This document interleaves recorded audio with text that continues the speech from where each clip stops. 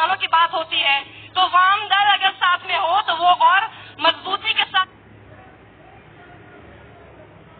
मुद्दा खड़ा होता है। और इसीलिए इनसे भी सवाल होंगे। और मैं आपको बता दूं कि हमारे साथ कवयित्री महोदया हैं जिनका नाम है सुधा आचार्य जी। ये साथ ही साहित्यकार भी हैं और समाज सेविका भी। बहुत बहुत शुक्रिया। बीच में तलखी बहुत ज्यादा बढ़ जाएगी। ये उसी वक्त आपसे कुछ न कुछ कविता मैं चाहूंगी कि आप यहाँ पर सबके सामने पढ़ें। आपको जरा बीकानेर कॉन्स्टिट्यूएंसी के बारे में भी हम जरा बता दें कि अर्जुन राम मेघवाल जो कि 2 बार से सांसद यहाँ पर है, तीसरी बार बीजेपी ने उनके ऊपर भरोसा जताया है, लेकिन उनके लिए चुनौतीपूर्ण है इस बार अपनी सीट को कायम रखना। कांग्रेस ने उनके सामने उतार दिया है उन्हीं के मौसेरे भाई को जिनका नाम है मदन गोपाल मेघवाल। क्या वो मेघवाल वर्सेस मेघवाल की टक्कर में चुनौतीपूर्ण हो जाएगा दोनों ही रिश्तेदारों के लिए अपना अपना किला बचाना, या फिर कोई ऐसी करिश्मा हमें देखने को मिलेगा जिसमें हम बात कर रहे हैं कि लगातार जिस तरह से टिकट का वितरण हो रहा है उसमें तीसरी बार अगर अर्जुन राम मेघवाल सामने आते हैं तो एक बहुत बड़ी बात हो जाएगी। 2009-2014 में मोदी लहर भी थी लेकिन 2009 में तो नहीं थी, तब भी वो जीते थे। तो क्या इस बार 2019 जब आया है तब भी अर्जुन राम मेघवाल अपने चेहरे के भरोसे यहाँ पर जीत पाते हैं, या फिर मोदी के चेहरे पर वो जीतते हैं, या फिर किसी चेहरे का कुछ लेना देना नहीं होगा, कोई एक नया चेहरा सामने आएगा। बहुत सारी चुनौतियां हैं जिस पर यह बात होगी। लेकिन सबसे पहले तो मैं आपसे जानना चाहती हूँ जिसका विषय मैंने वीडी कल्ला साहब सबसे पहले उठाया था। आप ये बताइए कि आप लोगों को अपने ही जो जमीनी कार्यकर्ता है, नेता है, उन पर भरोसा नहीं है या अपने काम पर भरोसा नहीं है? हम देख रहे हैं बॉक्सर आ रहे हैं, सिंगर आ रहे हैं, एक्टर आ रहे हैं, क्रिकेटर आ रहे हैं, आखिर क्यों? देखिए, पूरे देश में काडर का हमेशा ध्यान रखा जाता है, लेकिन कई बार कुछ सेलिब्रिटीज भी चुनाव लड़ना चाहते हैं और जहां कांग्रेस का कार्यकर्ता बहुत अधिक मात्रा में टिकट नहीं मांग रहा है, जहां परफेक्ट कंपटीशन नहीं है, वहां उदाहरण के लिए कुछ आप कह सकते हो सेलिब्रिटीज को स्थान दिया गया है। कांग्रेस ने हमेशा काडर बेस्ड लोगों को प्राथमिकता दी है। बीकानेर में भी आपने देखा होगा कि अर्जुन राम जी पहले आरएएस थे, फिर आईएएस बने, उनको टिकट दिया, तब ये सवाल किसी ने नहीं उठाया। लेकिन आज हमने किसी रिटायर्ड आईएएस को टिकट दिया है और वो भी बहुत पहले इस्तीफा देकर विधानसभा के वक्त से पार्टी ज्वाइन कर चुके थे और उन्होंने टिकट मांगा तो पार्टी ने उसे समझा कि एक प्रशासनिक अधिकारी के सामने प्रशासनिक अधिकारी लड़े, ताकि लोगों को ये महसूस रहे कि ये भी जो है उनका मुकाबला करके और जीत सकते हैं। 2004 में हमने देखा था बिहारी जी, 2004 में हमने देखा था कि धर्मेंद्र सांसद बने थे यहीं से, और आपने देखा कि उनका फिर क्या पॉलिटिकल करियर हुआ। क्या ये एक आध बार चुनाव जीतने के नाम से आप लोग आर्टिस्ट लोगों को लेकर आ जाते हैं, एक्टर लोगों को ले आते हैं ताकि उनके नाम पर वोट मिल जाए, लेकिन काम कुछ होता नहीं है, उनका खुद का भी पॉलिटिकल करियर बेकार हो जाता है बाद में जाके? देखिए, ये भारतीय जनता पार्टी पे एप्लीकेबल नहीं होता। भारतीय जनता पार्टी पूरी तरह से कार्यकर्ताओं की पार्टी है। हेमा मालिनी, जया प्रदा, ये जो कुछ नाम आप गिना रहे हैं, हेमा मालिनी का लंबे समय तक सोशल एक्टिविटी में काम रहा है। हमने जिन लोगों को आगे बढ़ाया उनका इस तरह के लोग हैं जो समाज सेवा में उनका काम रहा है, जिन्होंने इस देश के लिए, राष्ट्र के लिए कुछ करके दिखाया। ऐसे लोग सेलिब्रिटी है, चाहे खिलाड़ी है, इन लोगों को पार्टी ने कहीं आगे बढ़ाया तो ये एक्सेप्शनल हो सकता है। तो लोगों को हेमा मालिनी कौन सा समाज सेवा का काम कर रही थी पहले? वर्थ है, वैल्यू है, उन लोगों को आगे बढ़ाना ही चाहिए। हेमा मालिनी कौन सा समाज सेवा का काम करती थी? उनको तो किसानों के बीच में जाना होता है तो ट्रैक्टर पे कूड़ा लगा के जाती है। हेमा मालिनी लगातार पार्टी से जुड़ी हुई सामान्य कार्यकर्ता के रूप में लगातार जुड़ी रही, उसके बावजूद वो लोगों के बीच में भी जाती है तो वो मिनट की धूप नहीं बर्दाश्त कर पाती। जीती हुई जनप्रतिनिधियां लगातार वो क्षेत्र का प्रतिनिधित्व कर रही है, वो भी मेरठ जैसे किसानों के बाहुल्य वाले क्षेत्र का प्रतिनिधित्व कर रही है। किसानों की करते हैं, लेकिन सच ये है कि सिर्फ स्टार के भरोसे वोट बटोरना है, चाहे बीजेपी हो चाहे कांग्रेस हो। किसान की सिर्फ बात करनी है, मैनिफेस्टो में किसान को लेकर आना, लेकिन करना उसके लिए कुछ नहीं है। सबसे पहले शुक्रिया। परिवारवाद की जहां पर बात है, मैं जिस मार्क्सवादी कम्युनिस्ट पार्टी से उम्मीदवार हूं उसके लिए उम्मीदवार दूसरी बात है, पार्टी मेंबर बनना भी एक गर्व की बात है। आज बीकानेर में जहां हम कार्यक्रम आयोजित कर रहे हैं, जो भारतीय जनता पार्टी कांग्रेस को कोसती थी वंशवाद के नाम पे, अभी आपके पास सोशल मीडिया से समाचार पहुंच गया होगा, बिहारी जी की पार्टी में एक और समाज सेवी सनी देओल गदर का तारा है, वो भी गुरदासपुर में आ गए। 2.5 किलो का हाथ है। 2.5 किलो का जी, तो इन्होंने उसमें ऐड ऑन किया है। सनी देओल किसान का बेटा है, इसमें कोई दो राय नहीं है। वो किसान क्यों भाग गए पर यहाँ से? उन किसान का क्यों पॉलिटिकल करियर खत्म हो गया फिर? जरूर जिनके बेटे हैं वो। और किसान का बेटा है तो संसद में जीत के जाएगा, इसमें कोई दो राय नहीं। ठीक है, देखिए बात यही है कि जमीनी कार्यकर्ता से जुड़ा हुआ, देखिए मैंने सवाल उठाया था, आप में से कोई है अगर जुड़ा हुआ तो आप सोच लीजिए आप लोगों का भविष्य कहाँ पर है। राहुल गांधी जी अपनी बात में कायम रहते हैं, माफी भी मांग लेते हैं। राहुल गांधी जी माफी भी मांग लेते हैं। ये जो आप ऐसा लगता है कि यहाँ पार्टी विशेष के लोगों को लाके बिठा दिया गया है। अच्छा ठीक है, सुनिए एक सेकंड सर, एक सवाल है मेरा। जिस बात को आपने अभी उठाया, इसी बात के लिए सुप्रीम कोर्ट में जाके माफी मांगते राहुल गांधी, फिर लगातार बोल देते। आज भी राजस्थान में एक रैली में फिर बोलकर आगे चौकीदार चोर है। आप सुप्रीम कोर्ट में तो जाके माफी मांगते हैं और जगह जगह रैली में जाके फिर उसी बात को बोलते हैं। ये सुप्रीम कोर्ट के संदर्भ में जो बात कही गई थी, उस संदर्भ में उन्होंने बात कही है। बाकी ट्विटर पे आज भी वो अपनी बात पर कायम है। देखिए, मैं आप लोगों को बताना चाहता हूँ, आजादी का आंदोलन चल रहा था, उस समय मोतीलाल जी नेहरू, जवाहरलाल जी नेहरू और इंदिरा गांधी जी तीनों जेल में थे। 10 साल तक नेहरू जी जेल में रहे। उनसे एक पत्रकार ने पूछा जवाहरलाल जी नेहरू से कि स्वराज भवन, आनंद भवन, जिससे आजादी का आंदोलन चला, इस प्रॉपर्टी का आप क्या करेंगे? तो उन्होंने कहा जब मैं वसीयत से मालिक बनूंगा तो इस प्रॉपर्टी को राष्ट्र को दान दे दूंगा। उसके बाद वो पत्रकार जवाहरलाल जी के बाद नेहरू जी के पास गया, मोतीलाल जी के पास। मोतीलाल जी ने कहा तुम्हारे सामने ये बात कही, यहाँ कही कि चलो। दोनों पत्रकार और मोतीलाल जी जवाहरलाल जी के पास आए और आकर के कहा कि तुमने संपत्ति को दान में देने की बात कही, यहाँ कही। दूसरे दिन स्टाम्प पेपर मंगाए और स्वराज भवन, आनंद भवन राष्ट्र को दान दे दिया। वो 15 करोड़ नहीं 1500 करोड़ रुपए की संपत्ति है। जिस परिवार ने इस देश के लिए अपना सर्वस्व कुर्बान कर दिया, उसके बारे में सोच समझ के बोलना चाहिए। 3 पीढ़ियां जेलों में रही और उसके बाद देश को आजाद कराया। जिन्होंने उंगली नहीं कटाई देश की आजादी के लिए, वो कुछ नहीं कर सके। आप कुछ भी करते रहो। आप देखिए, 23 तारीख को देखना सब राहुल करेंगे। ठीक है, लोकतंत्र है, कोई किसी के बारे में कुछ बोल सकता है, लेकिन एक बात बताइए, परिवारवाद का आरोप आप लगाते हैं, आप लोगों की पार्टी में कितना परिवारवाद दिखता है? सबसे बड़ा तो परिवार आपका आरएसएस है। क्या है वो विचार परिवार है। नहीं, विचार परिवार क्या होता है? सब कुछ तो आप आरएसएस के कहने पे करते हैं। आरएसएस ने किसी एक आदमी के ऊपर उंगली रख दी तो आप उसको किसी भी संस्थान में नौकरी दे देते हैं। आप बताइए, आज के डेट में कितने संगठन है जिसके पदों पर आपने आरएसएस के ही लोगों को बिठा रखा है? अगर आरएसएस की तरफ वो 25 साल से जुड़ा है तो आरएसएस का विचार का क्या मतलब है? जिसको आप परिवार बोलते हैं, उसको आप विचार बोलते हैं, तो जनता तो यहाँ पे लाचार है। एक है परिवार, एक है विचार, बाकी सब लाचार। सवाल पूछते रहिए, जवाब मिलेगा नहीं। मैं जरा लोगों से पूछ लूं, जरा एक सेकंड। यहाँ पे कई सारे लोग हैं जो कि कुछ सवाल पूछना चाहते हैं। जरा बताइए कि बीकानेर को लेकर आपके क्या मुद्दे हैं? और पहली चीज, मेरा एक और सवाल है, आप लोगों को, जैसे मैंने स्टार के बारे में पूछा था, आपको स्टार चाहिए कि रोजगार चाहिए? बताइए। आज हम लोग पढ़ करके, एक मैंने कल स्टोरी पढ़ी कि मैंने इंजीनियरिंग की, इंजीनियरिंग करने के बाद भी मैं खर्चा माँ बाप से मांगता हूँ तो मैं शर्मिंदा हो जाता हूँ और मेरा दिल करता है कि मैं खुदकुशी कर लूँ। देश के अंदर माहौल आक्रोश का पैदा किया जा रहा है, सोशल मीडिया हो चाहे कुछ टीवी हो, दूसरे को लड़ाने का माहौल पैदा किया जा रहा है। सारे मुद्दे गायब है। मैम, किसान फांसी खा रहा है, युवा फांसी खा रहा है, वृद्धजन रो रहे हैं उनकी पेंशन को, और ये बात सही है कि चौकीदार ही चोर है। मैम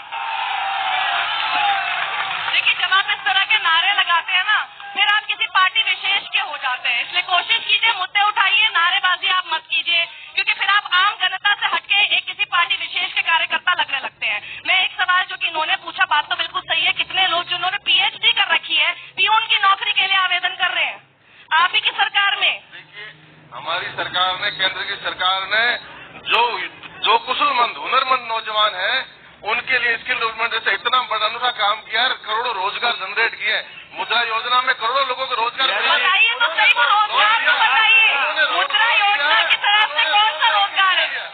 आपने रोजगार के नाम बताइए सर। करोड़ों लोगों ने लोन लिया है तो रोजगार के लिए। अरे लोन तो वो सेल्फ एम्प्लॉय, हम चाहते हैं हमारा नौजवान लोगों को रोजगार देने का वादा किया। क्या लोन लेने का मतलब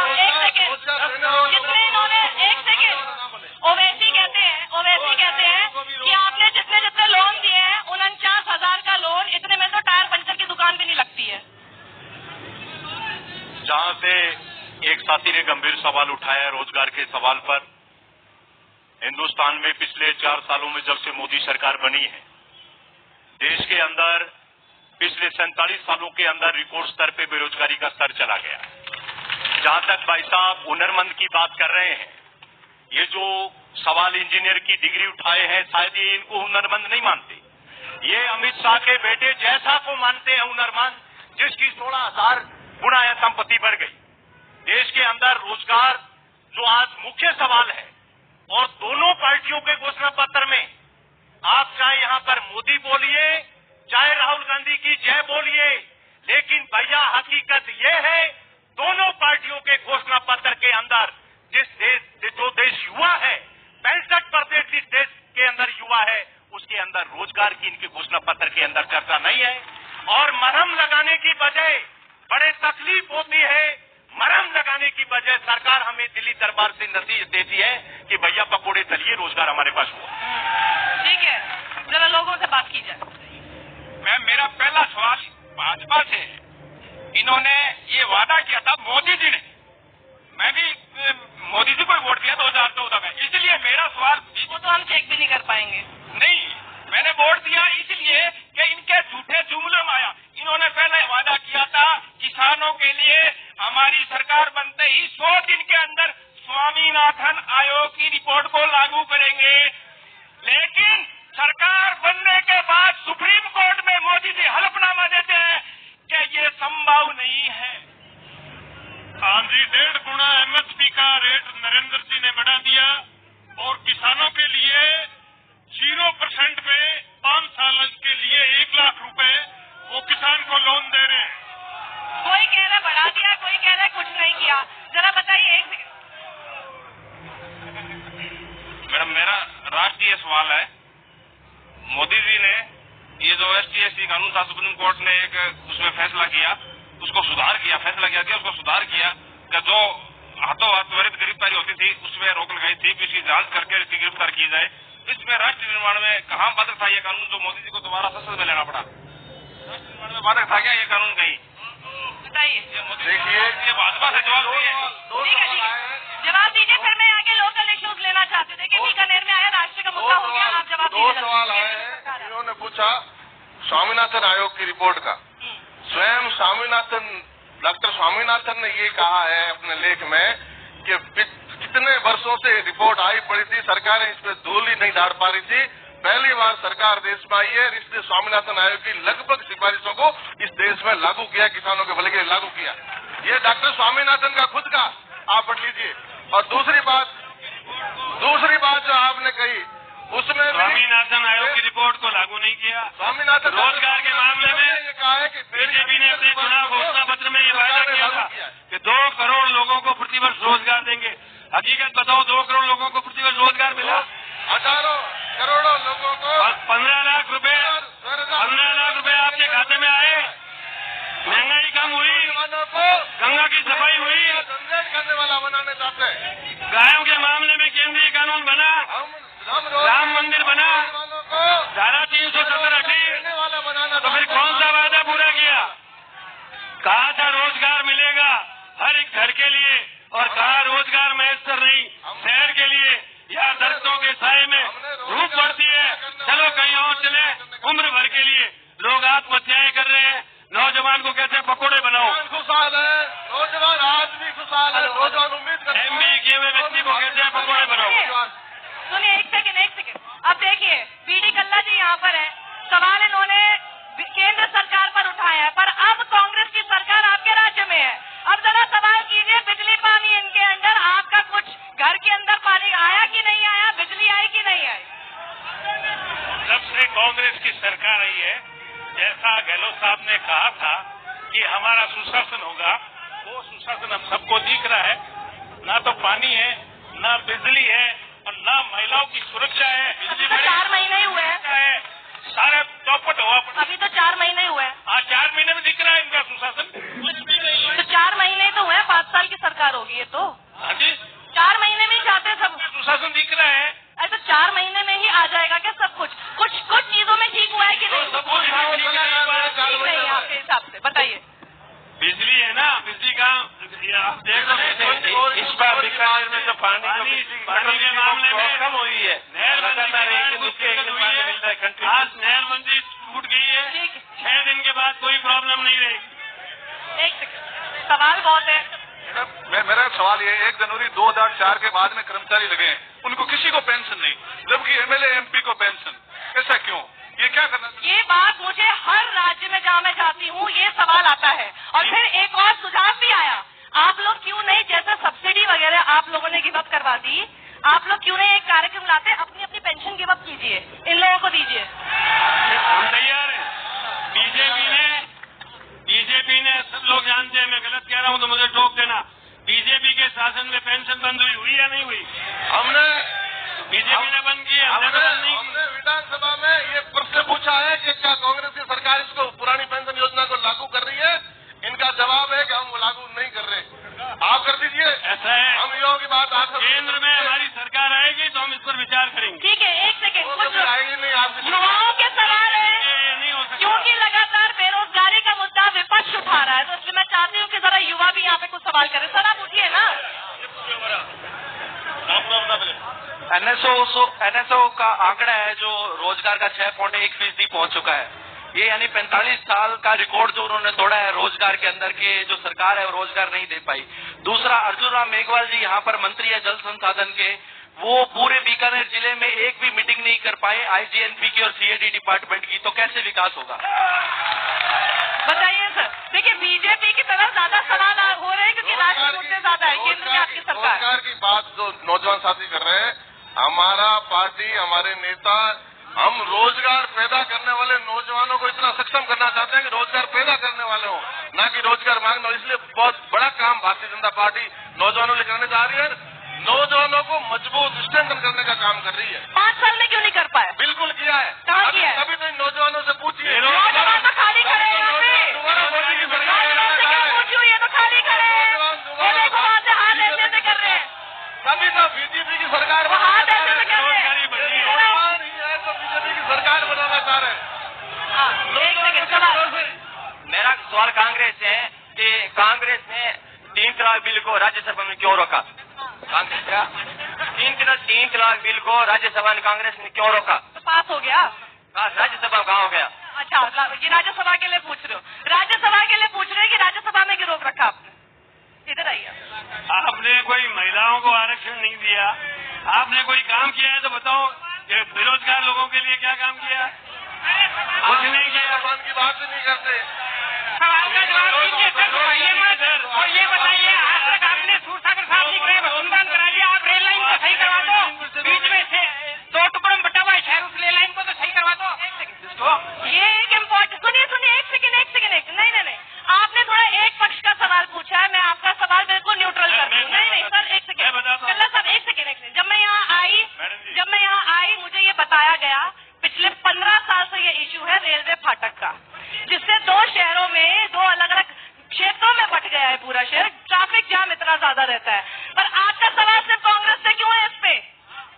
15 साल बताया मैंने आपको, 15 साल तक ये इशू नहीं। आपका एक पक्ष से सवाल है, मेरा सवाल दोनों पक्षों से है। आपकी सरकार अभी दिसंबर में ही गई है सर, आपने क्या किया और आपने क्या किया? सैकड़ों करोड़ रुपए लगा के, सैकड़ों करोड़ रेलवे फाटक की समस्या बीकानेर में बरसों से है। आप सबको बताया, मैं पीडब्ल्यूडी मिनिस्टर बनते ही रानी बाजार का पुल किसने बनाया? मैंने बनाया। उसके बाद चौखुटी का पुल किसने बनाया? और उसके बाद गूगल रोड पर एमएस कॉलेज के पास में 1 मिनट रेल बाईपास के लिए कभी जवाब नहीं देता। 61 करोड़ 12 लाख रुपए मैंने दिया। उसके बाद वसुंधरा जी आई, उन्होंने वो पैसा झालावाड़ ट्रांसफर कर दिया। मैंने 61 करोड़ 12 लाख रुपए दिया, रेल बाईपास बन जाता, आज सारी समस्या हल हो जाती। ठीक है, जवाब आप दीजिए सर। बीजेपी ने कहा एलिवेटेड रोड बनाएंगे, लेकिन हमारी मुख्यमंत्री ने इस पे सकारात्मक रूप से चिंतन किया। एलिवेटेड रोड का सारा काम पूरा था। रेलवे फाटक पे मेरा सवाल है, कोर्ट में आप दोनों डॉच कर रहे हो, कोर्ट में मामला अटक गया, इसलिए पर आप दोनों डॉच कर रहे हो। मेरा रेलवे फाटक, मेरा सवाल था कि नहीं था सही, पिछले 15 साल से यहाँ पर ये चुनावी मुद्दा बनाया जाता है, करता कोई कुछ नहीं है। मेरा एक तो इसमें ये कहना है कि किसानों के सवाल हमारी बहस के अंदर भी दब गया। जहां तक स्वामीनाथन आयोग की रिपोर्ट का सवाल है, हमारे देश के अंदर न्यूनतम समर्थन मूल्य के ऊपर भी सरकार फसल नहीं खरीद कर रही है। जिस बीकानेर क्षेत्र में हम खड़े हैं, इस बीकानेर क्षेत्र में आज के दिन राज्य में कांग्रेस की सरकार है, देश के अंदर मोदी जी की सरकार है, लेकिन आज भी फसल खरीद के लिए रजिस्ट्रेशन नहीं है। हमारा ये अहम सवाल है, राष्ट्रीय स्तर के सवालों से अहम सवाल दोनों पार्टियों से है कि पूरे शहर को 2 भागों के अंदर बांट दिया गया। दोनों पार्टियां जिम्मेवार हैं, इसके ऊपर क्या कर रही है। उससे पहले जब उम्मीदवारों के सवाल उठा, मेरे को कहना है कि मैं जब छात्र जीवन के अंदर 2004 के अंदर मैं जब छोटा था, LLB का स्टूडेंट था, कल्ला साहब मेरे साथी आंदोलन के अंदर थे। 2004 के अंदर पुलिस हम पे लाठियां चलाती है, गोलियां चलाती है, और कल्ला साहब भी हमारे साथ थे। आज वही मदन गोपाल जी मेघवाल एडिशनल SP है, इनकी पार्टी के उम्मीदवार, इनकी पार्टी के उम्मीदवार हैं। ये तो fight IPS versus IAS officer की हो गई। IAS से पहले आप ये बताइए, आप लोग तो दोनों कैंडिडेट और जो सांसद हैं यहाँ पर पिछले 10 साल से, वो भी प्रशासनिक सेवा से जुड़े रहे हैं। लोगों की ये समस्या नहीं दूर पर कांटे कर पा रही कोई भी सरकार, ऐसा कैसे हो रहा है? ऐसा है मैडम, ऐसा तो नहीं यहाँ से चुनकर सब लोग दिल्ली के हो जाते हैं। बीकानेर में 5 जगह रोड ओवरब्रिज बन चुके हैं, अब केवल कोर्ट गेट के फाटक की समस्या रह गई है। कब तक हो जाएगी सर? देखिए आप मंत्री हैं राज्य सरकार में, तो आप बताइए कब तक पूरी कर देंगे? मैं कह रहा हूँ कि वर्ष 98 से 2003 के बीच में मैं स्वायत्त शासन विभाग का मंत्री था। 61 करोड़ 12 लाख रुपए हमने डिपॉजिट वर्क के रूप में रेल बाईपास का काम पास कर दिया था। 1 करोड़ रुपए रेलवे में जमा करा दिए। उसके कोई 6-8 महीने बाद वसुंधरा जी मुख्यमंत्री बनी। शुरू में वो ठीक थी, उन्होंने कहा कि ये तो अच्छा काम है, पैसे आपने जमा करा रखे हैं, हम इस काम को कराएंगे। फिर पता नहीं किसी ने उनकी कान में क्या फूंक मारी कि बीडी गला कभी हारेगा नहीं, इस काम को मत करो। उन्होंने वो पैसे झालावाड़ भेज दिए और इन्होंने कहा एलिवेटेड रोड बनाएंगे। 5 साल में आप बताओ, हमने कभी विरोध किया उसका, लेकिन एलिवेटेड रोड नहीं बनी। एलिवेटेड रोड नहीं बनी क्योंकि आचार संहिता लगी हुई है, वो आश्वासन जनता को नहीं दे सकते आप। लेकिन बताइए कि ये क्यों नहीं बन पाया? ये जो मुद्दा है रोड का काम एलिवेटेड पे तो मैंने पूछा ही नहीं सर। पैसा सारी व्यवस्था थी, लेकिन कोर्ट में मामला अटका हुआ इसलिए। बस सवाल मेरा रेलवे फाटक पर है। यहाँ पे हर शख्स ने मुझे सबसे पहले वही एक मुद्दा बताया, बीकानेर का सबसे बड़ा मुद्दा है। वर्ष आज का नहीं, वो वर्षों का वर्ष। बिल्कुल, मैंने तो खुद ही कहा कि वर्षों का मुद्दा है, तो क्यों नहीं ठीक हुआ? हमारी सरकार ने पिछले कार्यकाल में मुख्यमंत्री जी ने पूरी सकारात्मक में विचार किया, काम किया है। कोर्ट में अटकने की वजह से विचार में इतना क्यों समय लग रहा है? एक सेकेंड, मैं जरा थोड़ी सी तलखी बढ़ गई, नारेबाजी ज्यादा हो रही है, क्योंकि अभी इलेक्शन में हमें राष्ट्र का मुद्दा भी दिखाई दे रहा है। तो जरा मैं चाहूंगी सुधा जी कुछ पढ़े आपके सामने राष्ट्र के नाम। हरिओम, आप सभी का स्वागत। राष्ट्र के नाम से 4 पंक्तियां पढ़ना चाहती हूँ, संभवतः आशा करती हूँ आप मेरे साथ देंगे। भारत के नाम से, भारत से तात्पर्य प्रकाश है मेरा देश, इसमें रस है इसीलिए मेरे देश का नाम। यहाँ वेदों की ऋचाएं हैं, भावनाओं की परिकल्पना है, जो भी इसमें डुबकी लगा था उसी का उत्कर्ष है इसीलिए मेरे देश का नाम। यहाँ सीता का सतीत्व है, यशोदा का ममत्व है, पन्नाधाय की बलिवेदी पर जगत तमन करते है इसीलिए मेरे देश का नाम। पद्मिनी सा दीवाना आजादी से ब्याह रचाता है, चंद्रशेखर सा वीर यहाँ कभी ना शीश झुकाता है, राम प्रसाद यहाँ फांसी का फंदा चूमत है इसीलिए मेरे देश का नाम। यहाँ शिवा शेरनी का दूध लाता है, प्रताप मातृभूमि की पूजा करता है, स्टालिन के देश में भी मेरा राधा कृष्णन चर्चित है इसीलिए मेरे देश का नाम। यहाँ समग्र जीवन पद्धति है, सामाजिकता, धर्म और संस्कृति है, वसुधैव कुटुंबकम का पाठ पूरे विश्व को पढ़ावत है इसीलिए मेरे देश का नाम। अंतिम पंक्तियां, कलाम की मिसाइल को जगत सलाम करत है, मोदी के कर कमलों से ओबामा गीता लेवत है, इस देश के सभी जनों को अपनी बात रखने में महारत हासिल है इसीलिए मेरे देश का नाम भारत माता की। आपकी आखिरी पंक्ति में सबका विकास नहीं था मैम, और आपकी आखिरी पंक्ति में सिर्फ NDA का कार्यकाल था। इतना कुछ आपके देश में जो बना है, थोड़ा सा तो आप लोग बड़ा दिल करके दूसरों को भी इसका सहयोग दे दें, जो भी कभी सरकार में रहा है, चाहे वो तीसरे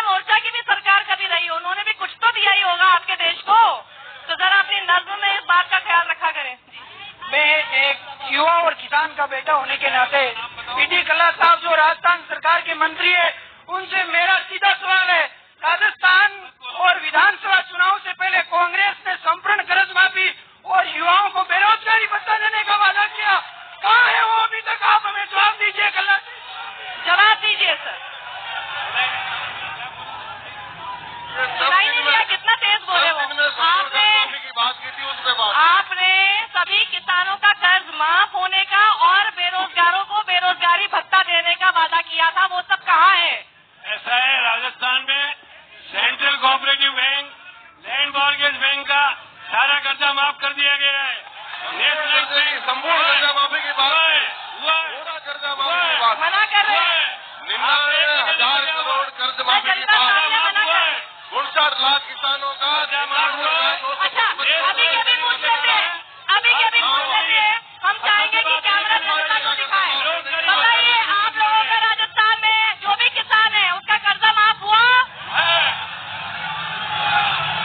दो आदमियों के कहने से क्या होता है? अरे कर्जा किसी का माफ नहीं किया। और आप बोल रहे, और ये माफी मांग रहे हैं।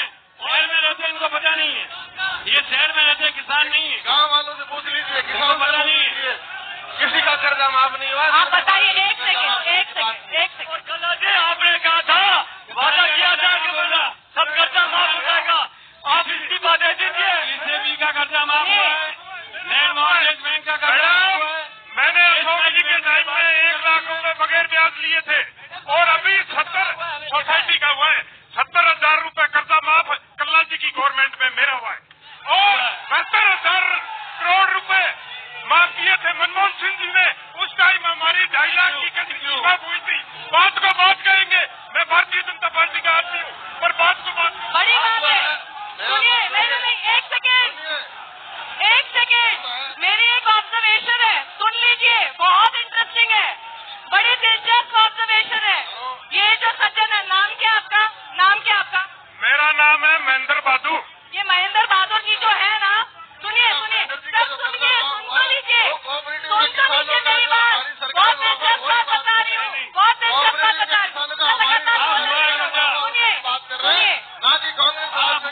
महेंद्र बहादुर जी जब यहाँ आए थे, सुनिए, 6:30 बजे यहाँ आए थे ये, और मैंने इनको देखा था। मैं यहाँ बैठी थी चेयर्स पे, सुन तो लीजिए, एक सेकंड, शांत रहिए।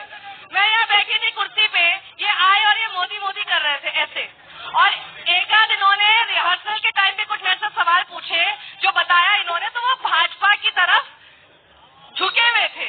पर इन्होंने यहाँ के बोला कि मैं भाजपा का आदमी हूँ, लेकिन जो बात है वो बात बोलूंगा। ये बड़ी बात है, बड़ी बात है। मैं आपको सच्ची बता रही हूँ। कोऑपरेटिव के कर्ज माफी की बात कर रहे हैं, पर इन्होंने अपने आप को बोला कि मैं भाजपा का आदमी हूँ, मैंने देखा भी। कांग्रेस ने संपूर्ण कर्ज माफी की बात की है, और 2 लाख के बारे में माफ नहीं कर पाए। ठीक है, यानी देखिए, सामने ये दिखाई दे रहा है कि कुछ लोगों के कर्जे माफ हुए हैं, कुछ लोगों के शायद नहीं हुए हैं। इसको ये नहीं कह सकते कि जी सबके नहीं हुए या सबके हुए हैं। ये जो किसान है, आप ये कह रहे बोलिए बीजेपी बेरोजगारी भत्ता। पर आप सब किसान हैं क्या? किसान है? कहाँ है खेत आपका? बिल्कुल नहीं हुए, बिल्कुल। क्या समझ नहीं आ रहा है? मुझे समझ नहीं आ रहा किसान कौन है? विधानसभा चुनाव में कांग्रेस के राष्ट्रीय अध्यक्ष जी ने ये वायदा किया था कि 10 दिन के अंदर संपूर्ण किसान की कर्जा माफी कर दी जाए। कर्जे माफ हुए हैं भाई साहब, बड़े अफसोस की बात है कि कर्जा माफ करने की बजाय किसानों पे कर्जा बढ़ाया जा रहा है। नहीं, कर्जा माफ हुआ भाई। आज कला साल सरसों के अंदर 1,000 रुपए का नुकसान है। किसान की सरसों की फसल नहीं खरीदी जा रही। आप डाइवर्ट हो, आज चने के अंदर नुकसान है। कर्जा